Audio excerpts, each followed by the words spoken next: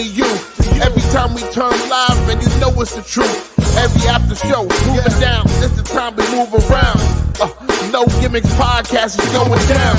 Every night, every time in the ring. This is the time for no gimmicks. No, we doing our thing. What's your state of mind? State divine. Moving down a statement when we take the line. This is exactly wrestling the state design. When you see Stone Cold like me, with the stunner in the world, exactly, man, what we bring. Every night we move like Brock Lesnar, the F5, no gimmicks. We take you to your limit, what's the feeling? When we live in the air, you know we on, it's the time. Guarantee we move, you know how we respond. The state design, when we feel it. Moving down, what's the healing? No gimmicks. Yo, what is up, people? Welcome back to the No Gimmicks here on the DFPN. I am your host, Black Mac, along with Frank D. Or did you figure out a name yet? No, it's still a work in progress. So I'm still the fabulous one, the fabulous Frankie D. Yeah.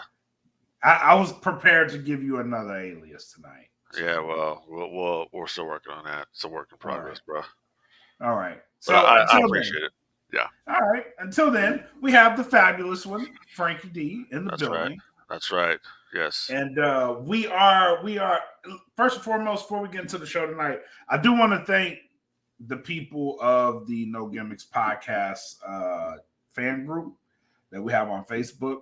We shared a post earlier this week, and they responded in kind. So much so that group put us back on the charts in the top 200 of podcasts, wrestling podcasts. So shout out to the No Gimmicks fan group. Shout out to all the listeners out there that support the brand. We appreciate that very much. That was very cool to see happen real time. So very good week that we had charts wise. So thank you to the group. But I would be remiss, but didn't say we put in some work for that. Yeah. We put in some real work for that. Well, we're always putting in work around the DFPN, not only the No Gimmicks podcast, but the Smoke Pit and all the shenanigans over there. Plus, you got the USDN, you got the Queens of Nerdom, you got the Patio with Kim, you got the Salute podcast. You got a lot of different variety when it comes to the DFPN and what we bring to the table. And I will say that we are putting out consistently some of the best entertaining podcasts out there, bar none. Bar none. This has been a very good year for the network. It has been a very good year in terms of growth, in terms of what the product that we're putting out. And I believe 2024 is going to be that year for us. I really do. I'm really excited about 2024. As much as I was for this year and seeing how this year turned out, I'm like over the moon excited for next year. I cannot wait. So, yeah, we've been consistently, like I said, building our brands, basically trying to find our footing in this landscape, which has, thousands upon thousands of different podcasts out there, and specifically the genre of professional wrestling. And I believe that we are putting out a great product. We put a lot of work into the No Gimmicks podcast. We put a lot of work into wrestling with our thoughts previously. I know that I put a lot of work into, and myself and Steve Gurrick and Teddy Long, when we were doing Gurrick before our podcast, put a lot into that. So it's always been consistent when it comes to anybody that I associate with.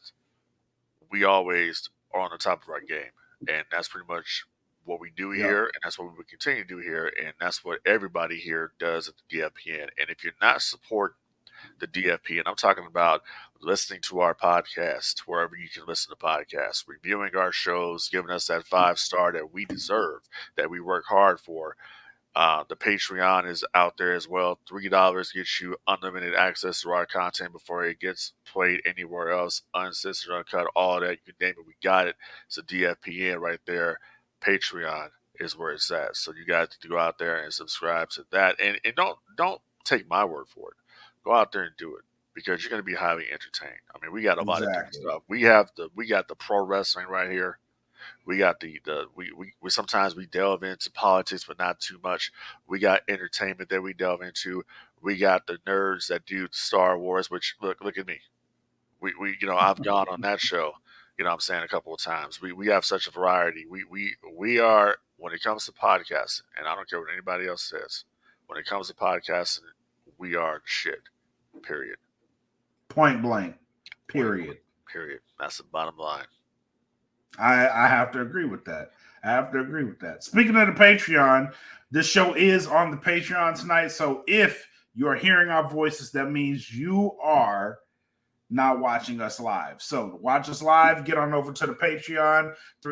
Again, $3 a month, man. It gets you interacting with these podcasts. So come on over, patreon.com/thatfeelingpodcast. We do have the Bandcamp as well, thatfeeling.bandcamp.com. We also a brand new sponsor for the podcast, and that's Cons Customs Creations. Follow her on IG at cons_customs creations, and on Facebook at Cons Custom Creations Facebook page. So shout out to her. She did a couple of the new No Gimmick shirts.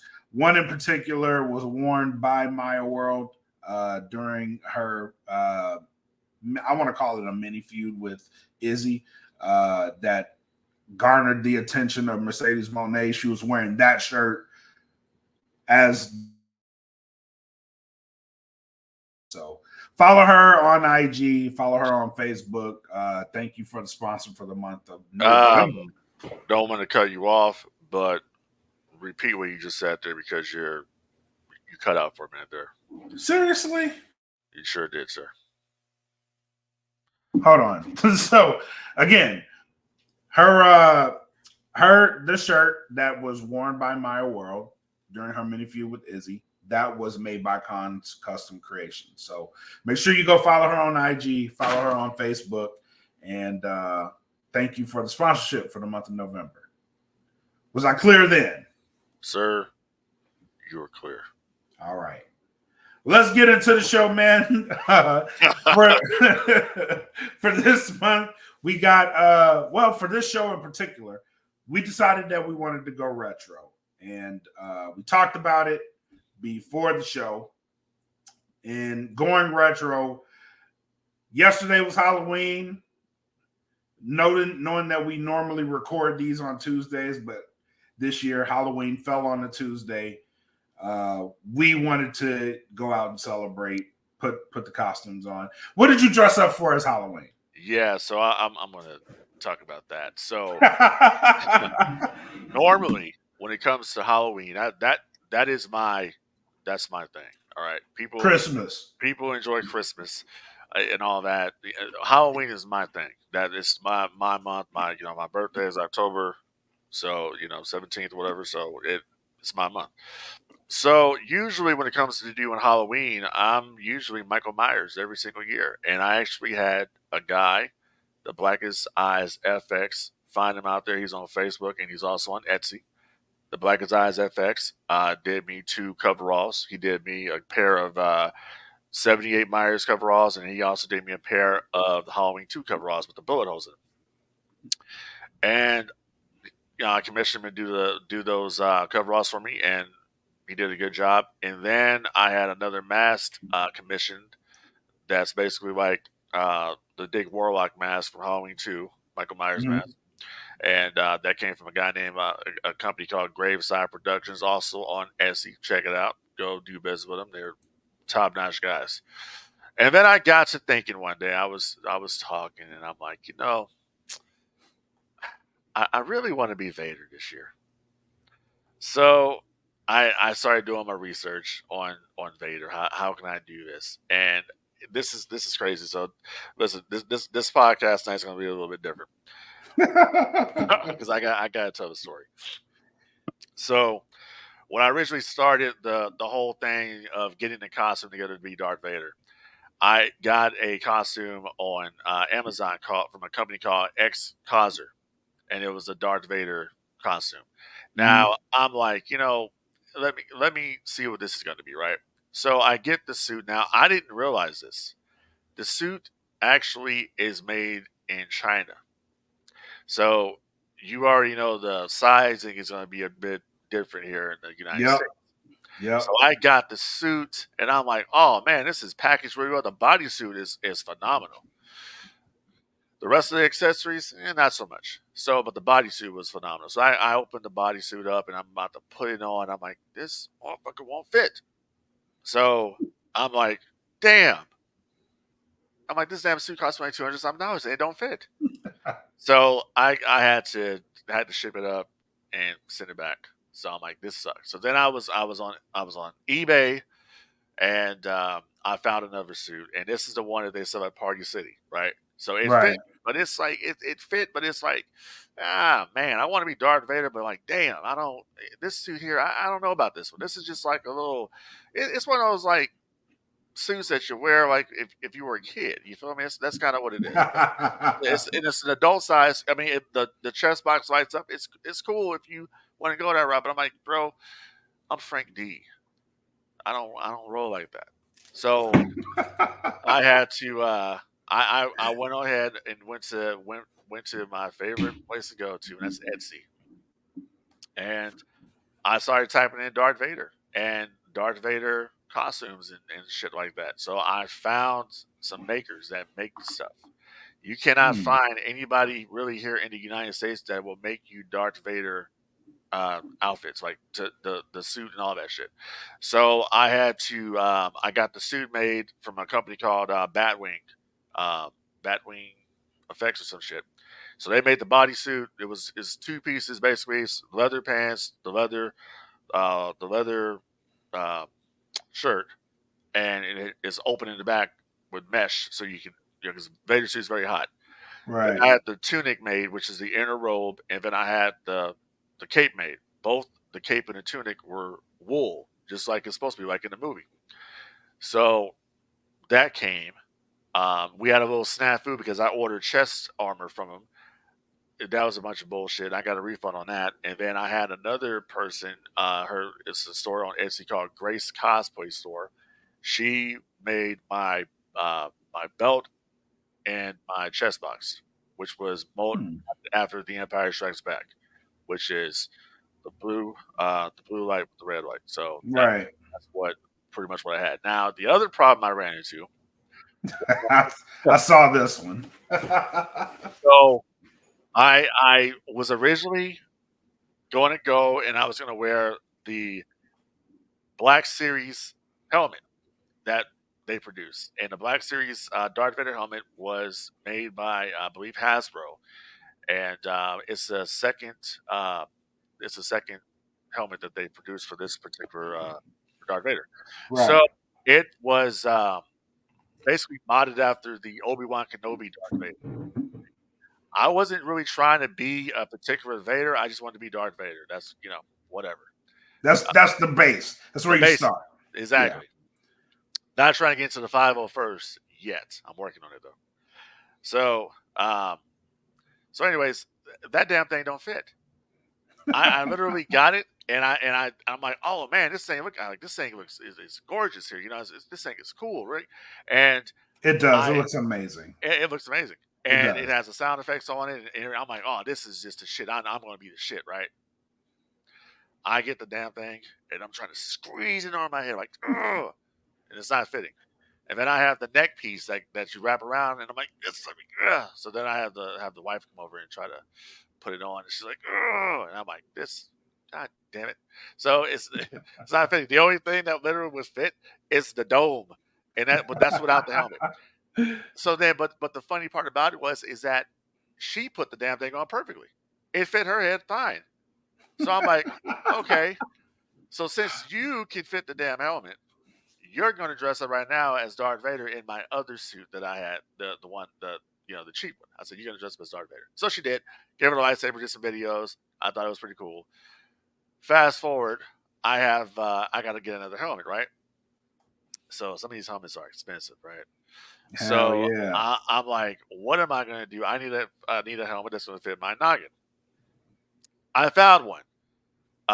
It's from EFX. It's called a New Hope helmet, basically. That's what I Hmm. purchased, and this thing is great. It worked fine. So I'm like, okay, I got the costume. Then I ran into another issue. I ordered some Darth Vader wears shin guards, shin armor on his Mhm. shins. I ordered those from a company. It was shipped from Italy. And when I got them, I said, these are not Darth Vader shin armor. I don't know what the hell these are, but they're not Darth Vader shin armor. The These are like sockers. if you want to go, play in medieval times or some shit, that's what these are for. And on top of it, they didn't fit. So I immediately took them out and I immediately wrapped them back up and packaged them. I said, these are going back. So then I had to find somebody. So then I found this guy on Etsy, my best friend on Etsy, and he made me some shin armor. And he was in the UK, and he got to working right when I put the order in, and they're like 3D printed. It came out great. So then I had another issue, Black. I had to find What some was boots. that? I had to find some boots. So I ordered some boots, and the boots I ordered. Now, once again, like I said, we're not trying to be in the 501st here. We're just trying to, Halloween. Right. So I originally ordered some boots, and the boots were cool. They looked real good. They would not zip up past my calf. So I'm like, what the hell?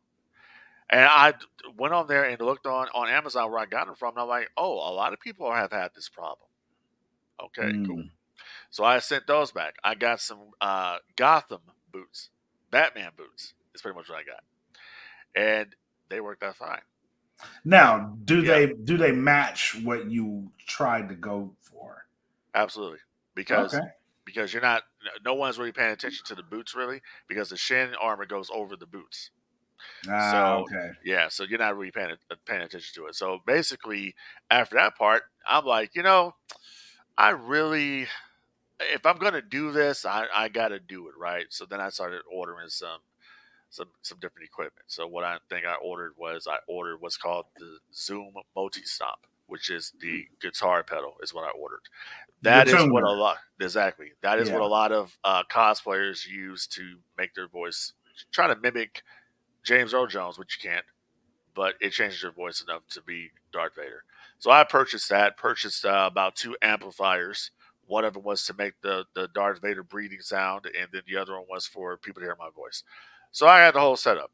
So I put all this together. Then I got my chest armor, and I didn't really like the way it came out, to be honest. I got off work. I went to Walmart, bought 2 cans of spray paint, um, and I sprayed it, basically painted it the way that I wanted it, which was painted gunmetal. Made it black, but the parts that are black, just Right. spray painted them, glossing them up, and then spray paint the other parts that were originally silver. I spray painted those gunmetal, and it came out perfect. It just looks phenomenal. And I had my suit, and so I was ready to go. It took took the wife about 45 minutes to help me get dressed, and I was ready to go. Had all my shit on. I was out, and then people started coming up, and the little kids were like, "Oh my God, Darth Vader, Darth Vader!" And some Jedi came around or whatever, and it was just fun, man. Like it was crazy. She was dressed up as Din Djarin, Mandalorian, so she had the Grogu on her hip. So it was Right. fun, man. It was cool. It was a very cool experience, and I really. Um, want to join the 501st. I really want to be a part of that because the 501st does a lot of charity work, and I'm like, just seeing just my interaction last night with the younglings, the little kids, Yeah. um, and how they were last night and how they were happy, to see Darth Vader and all that. I'm like, I really want to take this and go on the road. I want to go to visit sick kids in the hospital and That's do, awesome, man. do some charity stuff like that. You know what I mean? So I'm looking into that. So now I'm reading. I'm on the 501st Legion website because they have one here in South Texas. Hmm. Um, so I'm looking there to look at the detachments there to basically try to put my costume in order. I pretty much have a good idea of what to do, and it's just sky's the limit, man. So that's what I'm working on. That's what's up, man. We do Yeah. have a DFPN has a resident cosplayer now, so we may have to reach out to him. He's very well connected, and he has a lot of those connections. He also does cosplay for charity work as Okay. well. So I'll hook you up with a contact, bro. That's some good shit, man. I'm glad you found that. I'm glad you took to it because it seems like you happy as fuck doing it. Yeah, no, it's like that's my thing, dude. It's like, and I wasn't even a Star Wars fan like that before. Like I used to be, man. I used to be one of these people where I was like, How real the dudes. hell? How did you get into Star Wars? It was New Year's 2015, and we decided like, we're just gonna stay in the house and like, what do you want to do? My wife's like, oh, let's just watch Star Wars. I'm like, I don't want to watch that shit. I was like, I said, real dudes don't watch Star Wars. Real dudes, real dudes in the hood don't watch Star Wars, right? So look at you now. Yeah, we watched it in machete order, and Okay. I saw it and I'm like, oh shit, right? And it was like one after the other. I'm like, okay, all right. So ever since then, I've been hooked on it, and That's cool. I watched all the shit. Like, yeah, Yeah. there's two things that you get me on. That's horror and Star Wars. Third is wrestling. That's cool. Wrestling used to be number one. But Yeah. now number one is Star Wars. Number two is horror. Number three is wrestling. That's cool, man. Yeah. Again, I'm glad you found it because that's some cool shit. That's some cool shit. And I know building that shit wasn't easy. Yeah. Classic. What you're describing is the classic cosplayer. Like that's everything that they go through. Yeah. And then some people get to building their shit, and you'll get there one day. I'm pretty sure. Oh yeah, I'm determined. I am determined. Cool shit, man. But that's a cool Halloween story. I was just me. I stood outside and passed out candy, but that's cool. I got home. Cool. I got home pretty late yesterday, so. And this is the first year that I didn't have to go trick or treating, so I took full advantage, bro. I ain't gonna lie. I told my kids was like, Kimani was like, I don't want to go. I was like, yes, yes, let's stay home. I'm happy, but yeah, man, cool shit. Yeah.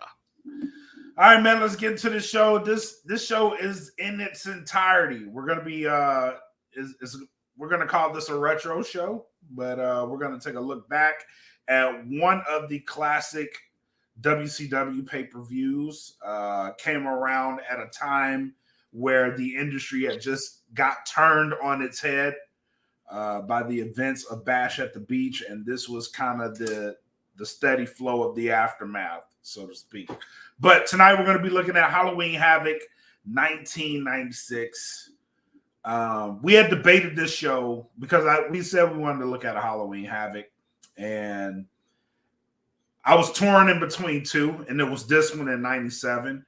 And I was like, I like 96. We both agreed on 96. And I was like, I like 97 because it has one of my favorite matches ever. But as a whole, I think I like the pay-per-view from 96 better.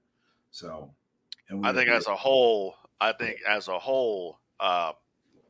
when you compare 96, 97, 98 Halloween Havocs, 96 to me is always going to be the stronger show. Yeah. 96 had they had better matches. Halloween Havoc 97 had two matches on it that I would say probably the worst matches.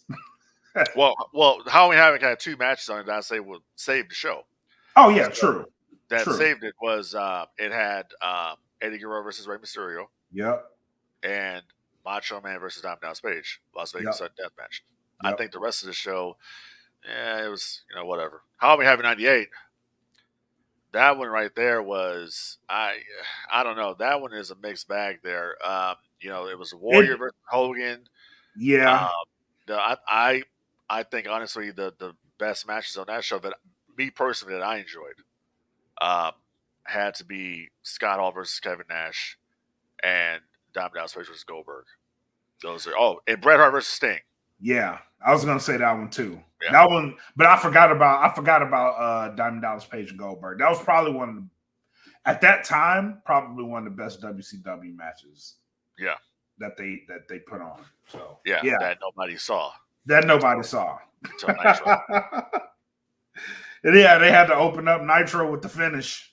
But it's so, but what makes Halloween Havoc '96 a superior show, and what's so special about it is because it is the early stages of the NWO. Right. It is pretty much Hogan and Macho Man, reigniting that feud from the WWF when they were the Mega Powers. It was Hall and Nash's first tag team title win over Harlem Heat. Yep. You had Six on there versus Chris Jericho. This was a stacked card. It's a solid show, Yeah. solid card. You know what I'm saying? Then you have the introduction of Roddy Piper into WCW TV, and Piper came in at a very good time. He had just come off the WWF television. You remember he was the president of the WWF, on screen president. So he came into the WCW at a perfect time when things were just starting to cook over there, and we're about to get into it. Let's get into it, man. We start with the opening, the WCW Cruiserweight Championship match between Dean Malenko and Rey Mysterio Jr. And this was, if I'm not mistaken, was this was a match where Mysterio, it was something with this mask. So Dean Malenko, if I remember the TV leading up to this, Dean Malenko had been basically trying to get Mysterio's mask. Right. He actually attacked Rey Mysterio, I believe it was on the WCW Saturday night, the night before Halloween Havoc. He actually attacked him and took his mask, and Tony Schiavone had to cover Mysterio's face. So it was very personal from the jump. Right. Mysterio and Dean Malenko, and I thought at Halloween Havoc they had a phenomenal. This was a classic technical versus high flyer match that just worked. Yeah. And this was also, for me, the precursor of what would happen the next year with him and Eddie Guerrero. I thought this was leading on to what, all right, you had a great match with Malenko. Now let's see what you do with Eddie Guerrero type of thing. But this was a banger of a match. Absolutely. Absolutely. Yeah. No doubt. Absolutely. Who got the win in that? Mysterio, right? No, I believe it was Malenko. Malenko got the win in that match? I think he did, yeah. Yeah, I haven't watched it in a while, but let me look it up so I can be sure. All right. But I'm pretty sure. It was Malenko got the win on that one. Let's see. Yeah, because in that match, I think Malenko won, but Mysterio ended up getting his mask back. Yeah. If I'm remembering that right. Well, I'm looking it up right now, so bear with us. I'm using the Google machine. Because it's been a while since I actually sat down and watched it. I'm going basically by memory. So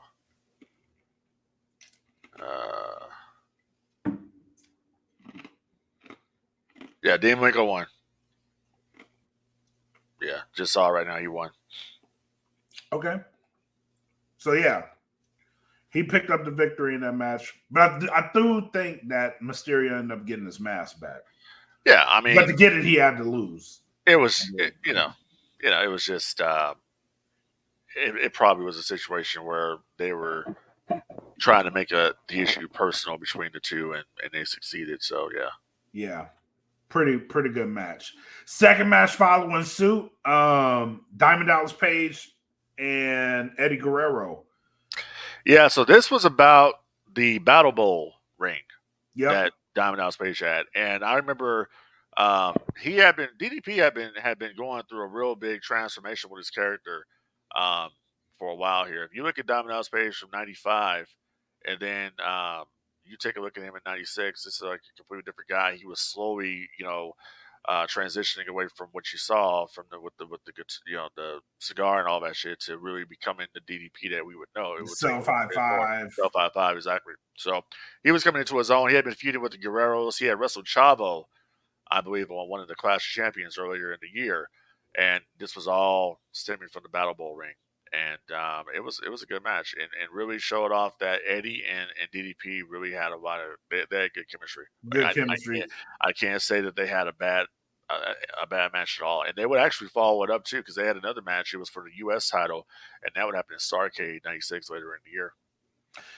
You know what? They've had a number of matches, but the one I remember, not besides this match in particular, there was a WCW Saturday Night match, and DDP was just leaving that old gimmick.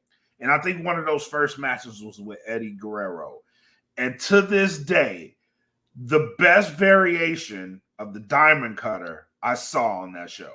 Yeah, DDP was like he was just doing his thing out there, man. You could tell that he was putting a lot of thought into his matches and Yep. finishes, and he would use WCW Saturday Night as pretty much like a training ground, really, to go out there to go do his moves. Yeah. showcase, basically showcase, go out there and work the WCW Saturday Night taping, getting you ready for Nitro, getting you ready for Thunder. You know what I'm saying? Yep. So yeah, DDP was if there's a lot of people out there.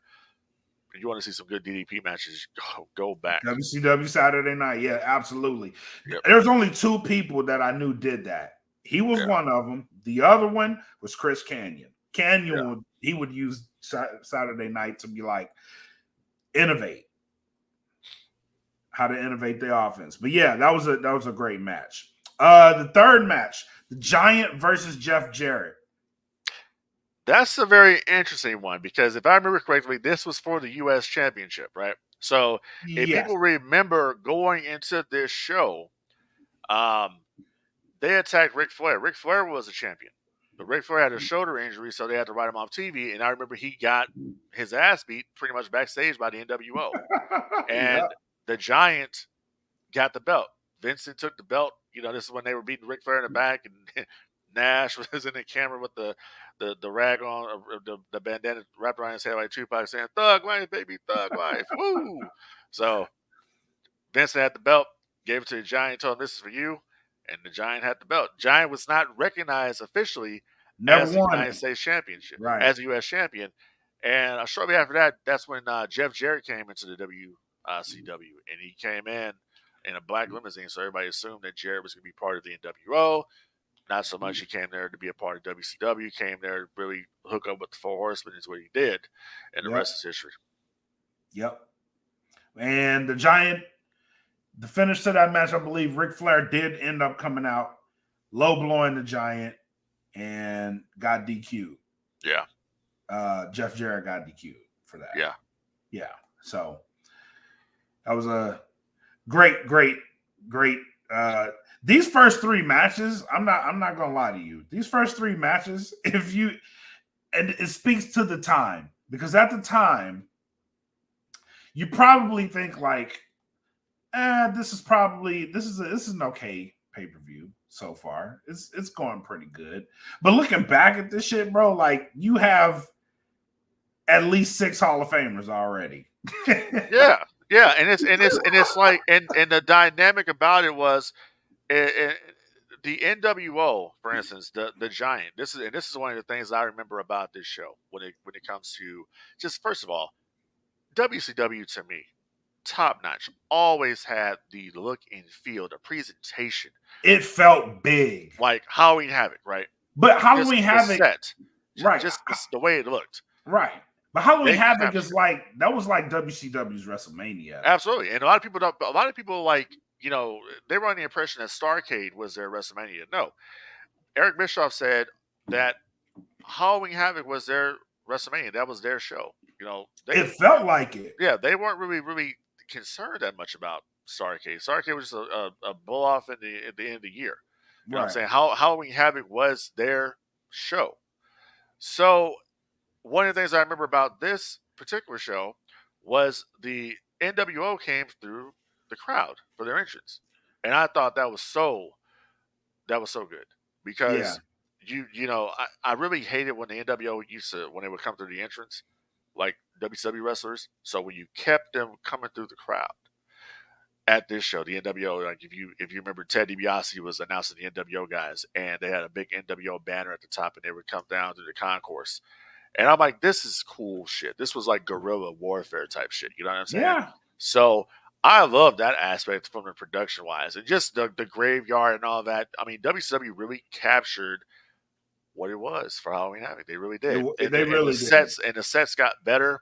I remember they had a big ass pumpkin for '98. Yep. It was just top notch, man. I miss the creativity that we used to have with some They of these sets. did. They did. They really did have some creative sets. They really did. Yeah, And the one that stands out to me, honestly, is 97. 97 set to me for Halloween Havoc. I don't know why, but it's ingrained in my memory. I have no idea why, but it's just there.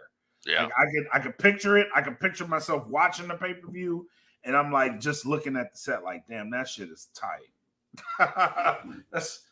That shit. I like it. I like it. But yeah, speaking of the NWO entrances, Six Yeah. versus Chris Jericho. What a match that was! What a match that was! Underrated match. Underrated match at the time. Two underrated performers. A lot of Yep. people don't really understand how important and valuable Sean Waltman was to the NWO, making it work. And Yeah. a lot of people, I think, is like, oh, it's just a 1, 2, 3 kid or whatever. No, it was more than that. I mean, Waltman did a lot of cool shit. Waltman was responsible for this. That was his thing. The Turkish Wolf was his thing. You know what I'm saying? So he brought a lot to it. Chris Jericho, babyface Chris Jericho out there. I remember that. And looking back at it now, like, damn, who knew Jericho had, all that in him? What he would bring about his Looking feet. at it back then, you Yeah, could not tell. You could not tell that yeah, he would end up becoming what he is today. You know what I mean? Like, and I have to agree with you. Six at that time, very underrated member of the NWO. yeah. Very underrated member of the NWO. But yeah, I agreed. And this featured a Nick Patrick spot. So yeah, and that's the thing. So this match here was basically like a filler because they were telling a story with Nick Patrick and Chris Jericho, because Nick Patrick and Chris Jericho would then have a match next month at World War III, in Yep. which my man Teddy Long would accompany Chris Jericho to ringside during that match. So everybody knows Nick Patrick. Nick Patrick was the NWO referee. Yep. Um, Exactly. he could deny it all he wants at the time. He was. He could deny it He all he was. wants, but he was the NWO referee. The NWO Saturday Night segments. He's on there wearing a damn ski mask. So that's all. That's all Nick Patrick. It's just such fun shit, man. What's funny? Yeah. What's funny? There's a local promotion out here, MPX Wrestling. They are running an angle similar to this. Now that we're talking about this whole Nick Patrick angle, Yeah. they're running an angle similar to this, to where they have this group, this faction called the Texas Wrestling Commission, Okay. and they have a referee in their pocket. I like And it. I was like, that's cool, because that's what it reminds me of. It reminds me of this. It reminds me a lot of that. But yeah, that angle was really cool. I like that. All right, so next match, another great match. Lex Luger versus Arn Anderson. Yeah. So this one is very, very interesting, because what a lot of people didn't know is that this was around the time when Arn Anderson was really starting to suffer his neck issues, Yeah. and he went into his match with Luger, and this match here stems from the Horseman had an issue with Luger, because Luger basically, they blamed him for what happened with Sting. If he would have believed Sting, then they would have won War Games and all that. So that's pretty much where the story came from. They had a problem with Luger because of War Games and with Sting or whatever. So um, this match here was one of Arn's last matches on pay per view, and I believe I think I'm not sure. I think Luger got the win on this one, I believe. I believe so. Yeah, I I believe believe he he did. did. Yeah, I and if believe he he, did. but the thing that I remember from the match was the brutality. Because I believe Luger went into the match with busted up ribs or something like that. That's the he had taped ribs, so he had that Yep, gimmick going and on. he was trying to hit the torture rack. That was the Yeah, yeah. yeah, And then he was finally able to do it, and yeah, then he wins the match, and then I think afterwards they play on the injury yeah, line. yeah.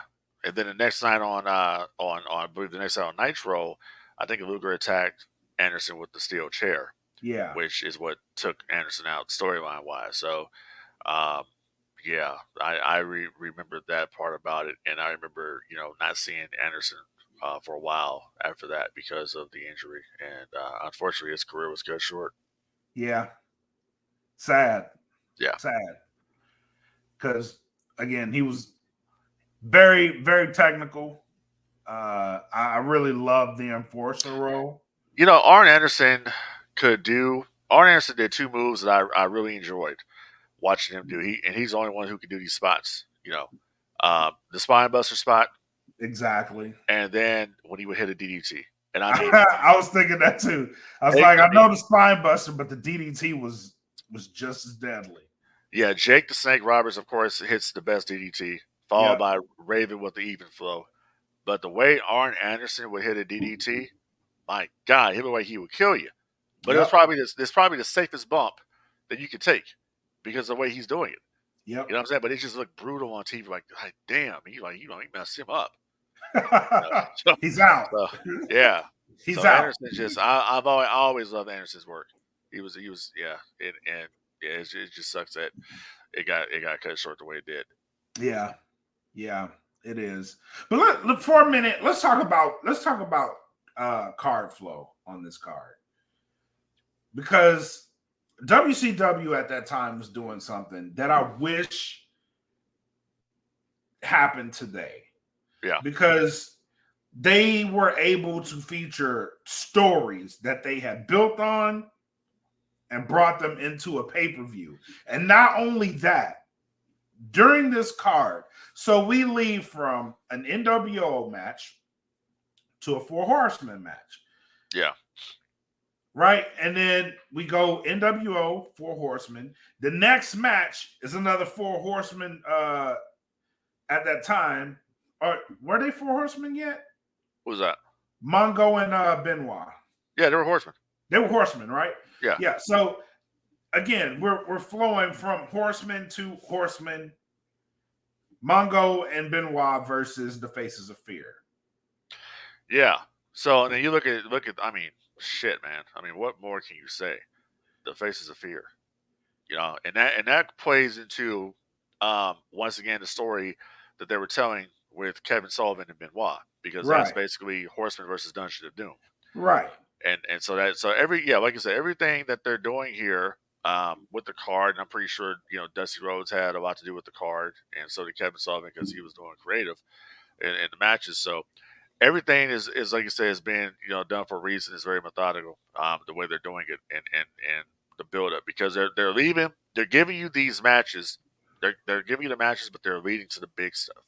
Correct. They're leading to the other matches on the card, which is going to be the Outsiders versus Harlem Heat and the Hogan versus Savage match, which is going to have the big angle at the end. So they knew how to pace the card very, very well. Very well. And it just grew bigger until you get to the end, and it's like the biggest match you could possibly have on a card.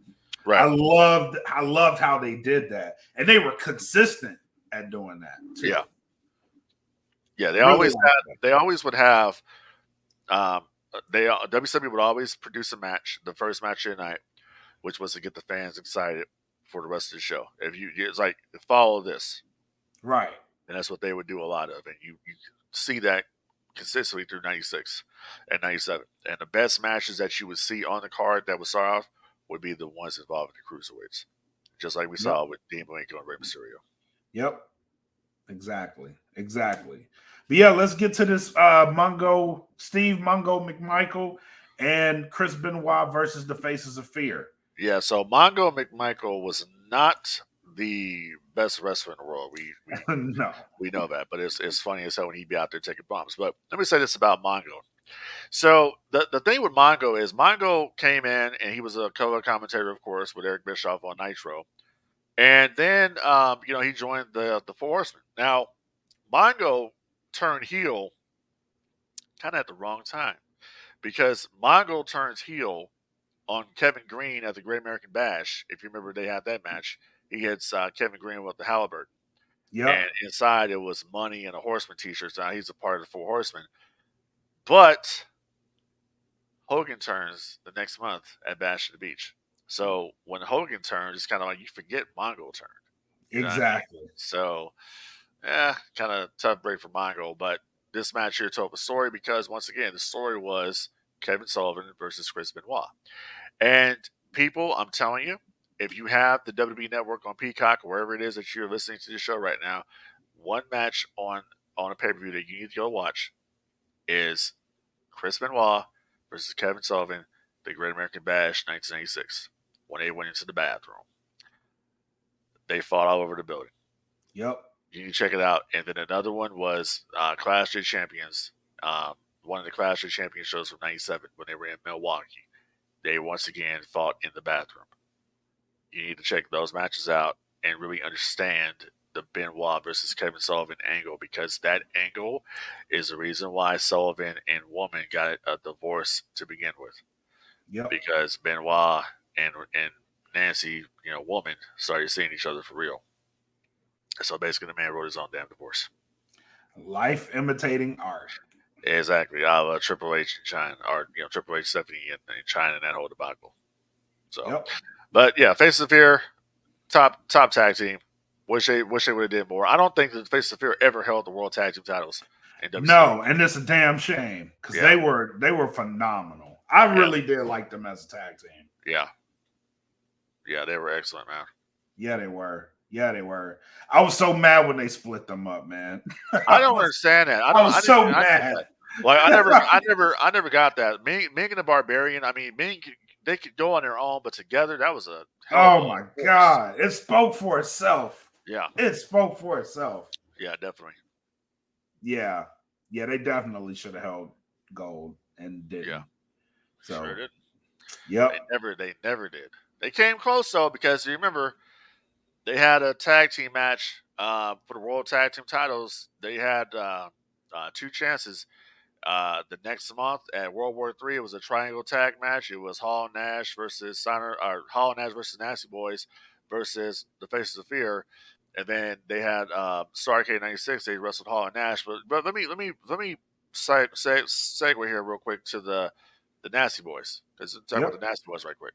So if people remember around this time in WCW, the Nasty Boys were attempting to join the NWO, and they had showed up on the NWO's hotel. They were at the NWO was at the Marriott one night. They were kicking it with Cal Petty, and they were there. And that's the night that Hogan wore the infamous Hollywood's Wolfpack shirt that pissed off Hall and Nash. Told Hogan, "Don't ever wear that shirt again. You're not in the Wolfpack, boy. The Wolfpack is us three right here. We're the Wolfpack. It's not Hollywood's Wolfpack." So go find that story when Scott Hall and Kevin Nash talk about checking Hogan about that shit. But anyways, so the Nasty Boys were trying to join the NWO. They actually joined the NWO for a minute, and then they got kicked out of the NWO. And I don't know how that story helped anybody, because it made the Nasty Boys look like straight chumps when Hogan turned on them. Because if you remember, Hogan told him, he says the Nasty Boys were talking about how many zeros were missing on that paper. And Hogan says, "Do you see my signature anywhere here? I didn't sign this. So if I didn't sign this, then you two shouldn't be wearing those shirts." And then, Knob says, "What the hell are you talking about? What I'm talking about is you don't wear the colors unless we tell you." And then they beat the shit out the Nasty Boys. So, yeah. Filthy work. I love it. Yeah. It's basically just to further establish just how much of a shitbag Hulk Hogan was at the time. Yeah. That he would do that, because he already did. Now the Nasty Boys were dumb anyways. because Hogan already did this to the Booty Man at Hog Wild, and he already did that to Brother Brutai. He had already did that to him, and that was supposed to be his boy. So if he did that to his best friend, what do you think he's going to do to you? He told y'all. Shit out of his best He friend. told y'all. But it did establish him as like, I will go to any length, and we hadn't seen that. We hadn't seen that from Hulk Hogan. Yeah, it established that I will go to any lengths, and I have no loyalty to anyone. To no one but me. Me. Exactly. Yeah. But I think that's what made him cool. Yeah. The fact that at that time, well, at least at that time, like the anti-hero was in. Well, but see, that's the thing with Hogan. See, Hogan, I don't think was really trying to be a anti-hero or trying to be like kind of cool, hip like Hall and Nash. I think Hogan was really trying to be the ultimate bad guy he could. I think so too. I don't. He wasn't worried about that. He wasn't worried about being cool. He wanted to be the big heel. He even said, he says, Hall and Nash were cool. I was the sole bad guy in the NWO. I tend to agree with that because Hall and Nash, they were heels, but were they really heels? No, not really. Because even when they showed up, it's like, oh shit. Yeah. Oh shit. Yeah. That's cool. But you know what I mean? Like with Hogan, it was like, damn, you broke my fucking heart, bro. Like, right. Like, why? Why did you do this? Man, Yeah. fuck y'all. I've been doing this good guy, say your prayers. Man, fuck them vitamins. Yeah. And in the end, I liked it. Yeah, exactly. And it's like, and he had a legitimate reason to why he did it. He absolutely did. But yeah, so yeah, that was a good match, and we kind of laid the foundation here of what the meaning of the match was with the Face of Fear and Benoit Malenko, what it was going to lead up to, and it was just basically to continue the feud between Kevin Sullivan and Chris Benoit, which basically the Dungeon of Doom and the Horsemen. And by this time, the Horsemen really were starting to suffer anyways. They were kind of phasing the Horsemen out a little bit. If you could tell on TV that that's what they were going, because the NWO was the main storyline now. Yep. It was. Speaking of which, let's go to our co-main event. We have the Outsiders, Scott Hall, Kevin Nash, versus the tag team champions, the Harlem Heat. Yeah, so it's funny. So this entire time in WCW, Stevie Ray and Booker T had always been built from Harlem, New York. And they were managed by Sister Sherry. Yep. Scott Hall comes on TV and says, yeah, we're going to beat those two hillbillies from Texas. I'm like, oh, shit. Yeah, we're going to beat those two country bumpkins from Houston at the pay-per-view is what. So I'm like, man. Harlem. Right. But it's so different. It's so different. It's so different than Bob Backlund when Bob Backlund was feuding with Diesel. He says on TV now Vince McMahon and Shawn Michaels are doing commentary, and Bob Backlund says, and Kevin Nash, and then Shawn Michaels says, Kevin Nash, McMahon, you heard him, Kevin Nash.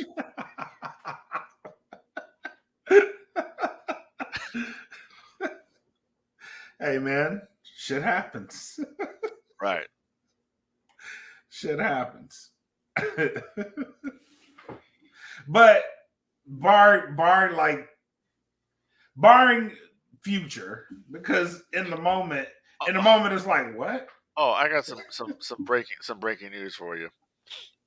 And this right here, ladies and gentlemen, is one of the reasons why I don't get hyped anymore about announcements. Oh Lord, what happened? So, well, he didn't say it was a big announcement. It's just an announcement, an announcement that you could have made on Twitter, and whatever. AEW president and owner Tony Khan, alongside Nigel McGuinness, announced tickets for All In 2024 will go on sale December 1st. All In 2024 takes place on August 25th from Wembley Stadium. When did they go on sale? December 1st. So that was a big announcement. That was the announcement. That's it's interesting. Yeah, I mean, I was at SmackDown about 2 weeks ago, and they made a big announcement there too that tickets for Monday Night Raw will go on sale that night for March 4th, 2024. I mean, it's not a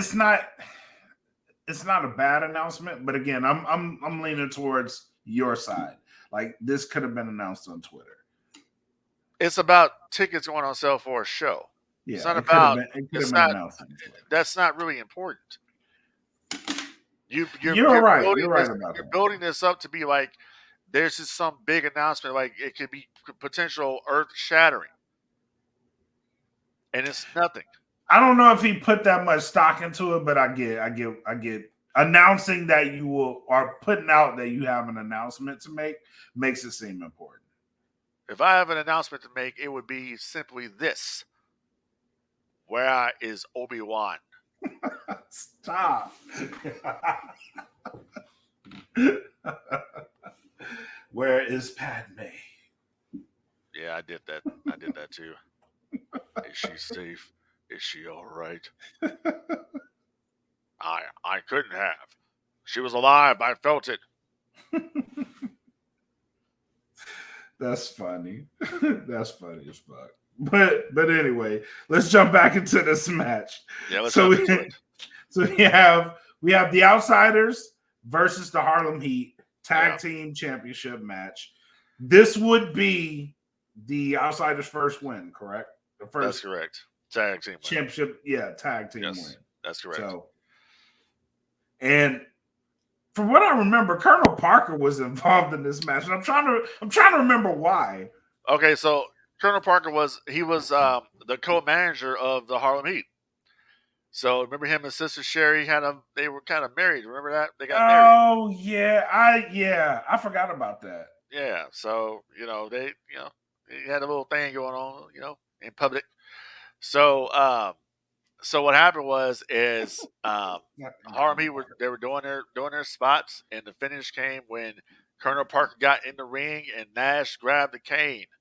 He grabbed Colonel Parker's cane and he hit Stevie Ray with it twice. And fucking Colonel Parker got straight out the ring and ran to the back. And Scott Hall covers Stevie Ray with the 1, 2, 3, and there you go. Your new WCW Royal Tag Team Champions, Hall and Nash, the Outsiders. They win the match. Yeah. And Harlem Heat never got a rematch. Nope. Yeah, that was a good match. Which they should have. Yeah, they should have got a rematch. But yeah, that was a good match.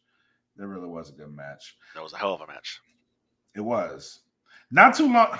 Yeah. Not too long, but yeah, it was a great match. Yeah. From what I remember, it wasn't that long ago. Oh yeah. Yeah, I mean, like I said, man, it packed all the elements of the story of what they were telling. Right. Those two hillbillies from Houston taking on the big man and the medium-sized man. Yeah. I got a big surprise for you, man. Yeah, Chico. Yeah, Scott Hall had Chico written on his tights and on the front of him, by the way. Yes. Yeah, so if you play WWE 2K23 or WWE 2K22, the attires that Hall and Nash are wearing in that game are basically modeled after Halloween Havoc 96. That's what they're wearing. Yeah. Dope. That's dope. Yeah. I didn't even think of that. Yeah, and 2K, if you're listening, can you please update the shit? Can you fix Scott Hall's tights with that crooked ass N on the back? They don't care. they don't care. I'm here to tell you now. Yeah, and that's the problem. See, if it was me, it's called quality control. If I'm putting a game out there and I want people to pay $70 for this fucking game or $100-something for it, I want to make sure that the damn thing is perfect. I want to make sure it's right, so people can keep coming back to buy the next game. Nah, bro, it's called Come Back Next Year. See if we fixed it. Yo, come back next year with the same crooked ass N. Yeah, buy 2K24 because that crooked ass N was in 2K22 and it got transferred over to 23. So they ain't fixed the shit. They can't even update the legends. Like, damn, dude, is this the only version of the Macho Man Randy Savage you guys have? that you're going to use? Can I get the Macho Man from WCW, some of those costumes? Can I get other costumes for the Ultimate Warrior? Nope. Can I get the Undertaker to come out with the right music? Nope. Fuck. Nope, not at all. Shit. It's called Come Back Next Year and see if we have made our fixes. If not, this is the reason why I play 2K23 and I go to community creations and I go and see what the people have made. And that's what you're better off doing. Yeah, that's what I do. That's exactly what I do. Like right now, I got Ultimate Warrior on there with Macho Man, and they got their I got the attires there when they were the Mega Maniacs. Mm. You know, or I'm sorry, not the Mega Maniacs, the Ultimate Maniacs. The Mega Maniacs with Brutus, Beefcake, and Hogan. You know what I meant? Yep, brother. But yeah, good shit. Speaking of Hogan, let's go to our main event: Hulk Hogan versus the Macho Man Randy Savage for the WCW World Heavyweight Championship. Yeah, so if you remember correctly, Hogan must have took a lot of Rogaine for this match because a motherfucker came out with a buzz cut. Yep. And I'm like, what the hell? When we saw that, right? I mean, I was like, no, Hogan, can't take you with hair, brother, especially hair like that. You know, I always thought Hogan was probably thinking to himself when he was a heel, and Hall and Nash be out there, and Hall and Nash had the cool hair, and Hogan was like, damn, brother, I wish I had hair like that. You know, we're out there, you know. I can't see it. Nah, bro. Can't see it. Let that shit go. You ain't had hair since Rocky 3, bro. Right. Now, big fan of Hollywood, big fan of Macho Man, but I'm going to tell you right now, this match was shit. This was not a good match. This was not a great match. No, it wasn't even a good match. You built the pay-per-view up to this match for this match to not live up to it. Yeah, it didn't deliver. It just did. And I don't know whose fault it was, but to me it just didn't work. Yeah. So. I wanna chalk this up to Hogan. I think it's both. I think it's both. Yeah. You could put some of that on Macho too. Yeah. It was both of them because we're not going to get the match they had back in '89. No. You know what I'm saying? That's what's going to happen. But the whole point of this match was basically to further the story with Miss Elizabeth and Macho Man. If you remember before this, Macho Man, found out Elizabeth had pretty much joined the NWO. Right. He found it out at a hotel when the NWO was there at the hotel room with Liz, and Liz comes out the hotel and she's talking about, or she has a contract in her hand. The Macho Man sees it and he was like, "You gotta be ribbing. You gotta be ribbing. Son of a bitch. Son of a bitch." He was like, this is the last time. He's like, "You did this to me." So yeah, that's kind of what they're going with here. So yeah, this wasn't a good match. It's a passable match, but the match basically was filler because they had to put Macho Man in the main event because of the Slim Jim sponsorship. Remember, Slim Jim is the ones who sponsored Halloween Havoc. Exactly. So in saying that, Slim Jim actually has a very big sponsorship today with WWE. So that's a big thing there. So hopefully moving forward, on the games, the 2K games, if they put them out, they don't have to blur the logos anymore because they actually are sponsored by, Slim Jim. But anyways, so the match here was basically to tell the story moving forward of where they're going to go with WCW because at this point, Macho Man's contract actually was up at WCW. His contract was done. So Macho Man was going to go away for a little while. He had some nagging injuries he wanted to take care of. So Macho Man was going to be off WCW television until around January when he would come back. January 97 is when Macho came back. It was on Monday Nitro from Chicago at the United Center. Macho Man came out at the beginning of the show. He would then be joined by Sting. And then Macho Man would officially join the NWO at Super Brawl 97 when he helped Hollywood Hogan defeat Roddy Piper. Roddy Piper makes his debut here for WCW.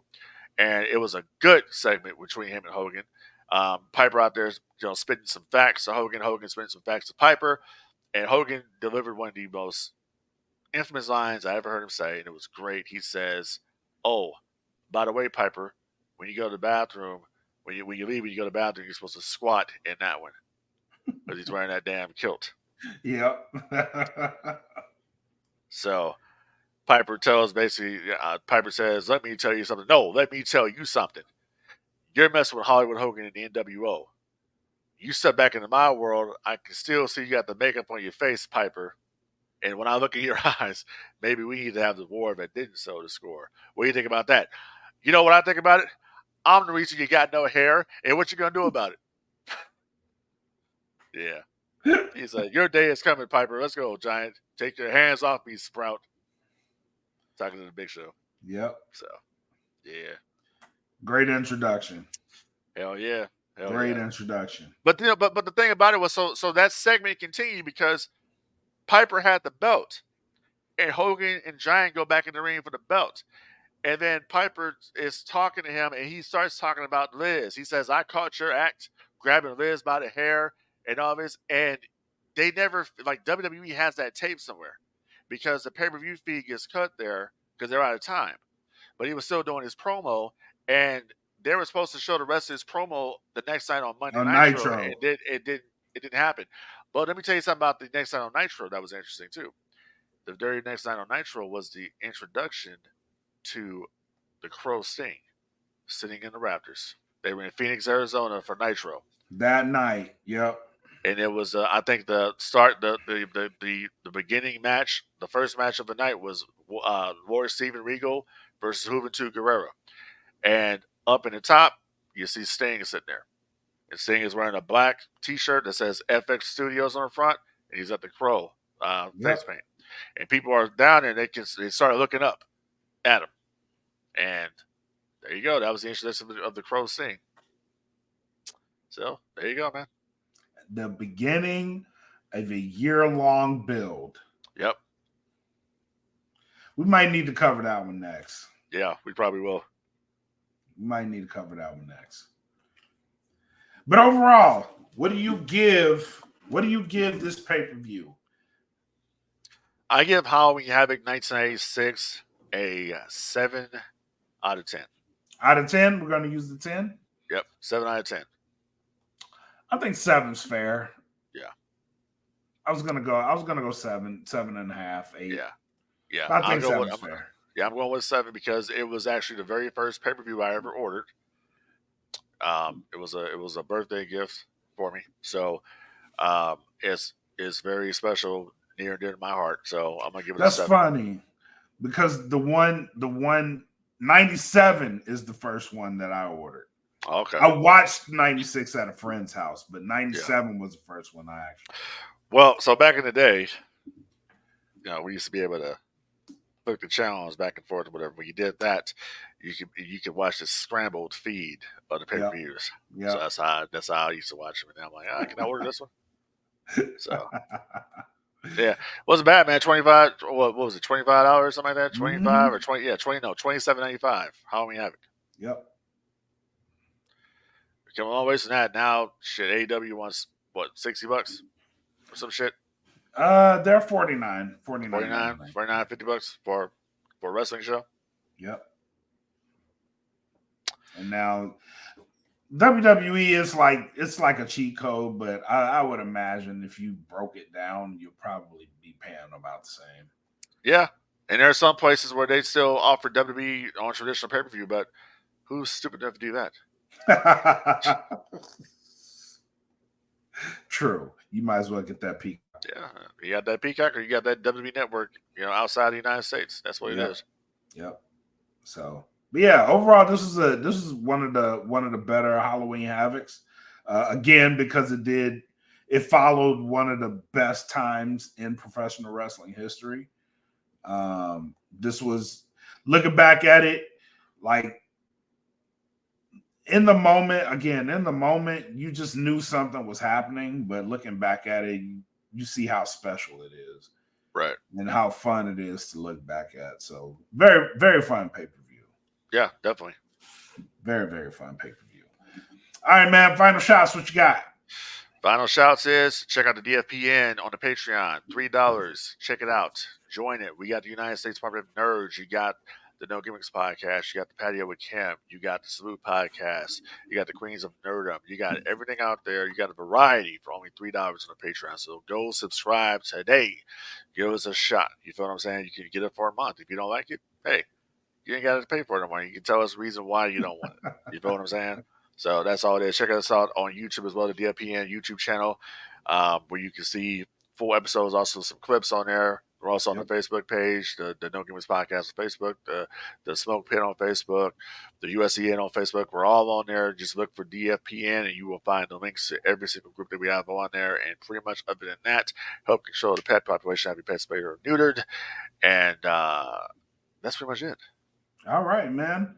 From here we got Mission Pro Wrestling. They just announced their first match, and Bougie Reality is making their return to the promotion, and they are going to be in action, putting their belts on the line. So make sure December 9th is Silver Bells 3, Mission Pro Wrestling. I will be making the drive back up there or back down there for the event.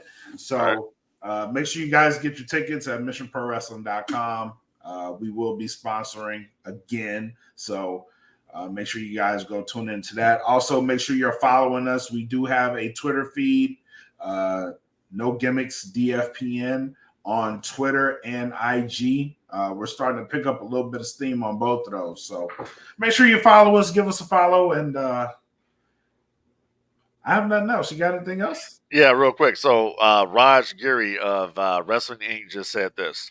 He says, obviously, there's nothing wrong with announcing all-in ticket details, but promoting it as an important announcement just makes fans lose faith in these. You can just say you'll announce all-in ticket sale details and leave it at that. We'll see if this works for ratings. They seem to mean less and less each time. Hashtag AEW Dynamite. I totally agree with that. That's exactly what I was just saying. I can't say he's wrong. Yep. I cannot say he's wrong. Yep. So. And that's probably going to be the general consensus, which that's a whole nother show on its own, man. Yep. It's a whole nother show on its own. Yep. Next show that we're going to do right here, and I don't know, I'll get with Blak and see when we'll do it. But we're going to talk about AEW and their attendance and some ideas that we have to fix this. So you might want to take a listen to the next episode of No Gimmicks Podcast. Also, don't forget, rate the show. Leave us a 1-star. Leave us 2 stars. Leave us that 5-star that we know we deserve. You know what I'm saying? Exactly. Leave a review. Let's get the No Gimmicks Podcast charting and moving us up, because, like I said before, nobody is doing what we're doing. We're not a podcast that's kissing ass. We're not a podcast that's taking names. We're a podcast that's doing what we do, and that's 100% real all the time. And that's what you get here on No Gimmicks Podcast, right here on the DFPN. So check it out once again. $3. $3. Patreon, $3. That's it. 1, 2, 3. That's it. That's it. That's all we got to say, man. That's enough. All right. So until next time, be easy and enjoy the fucking wrestling. Peace. And I know it's all business, all business, all business. We give them no gimmick. Yeah. And I know it's all business, all business, all business. We give them no gimmick. Yeah. And I know it's all business, all business, all business. We give them no gimmicks.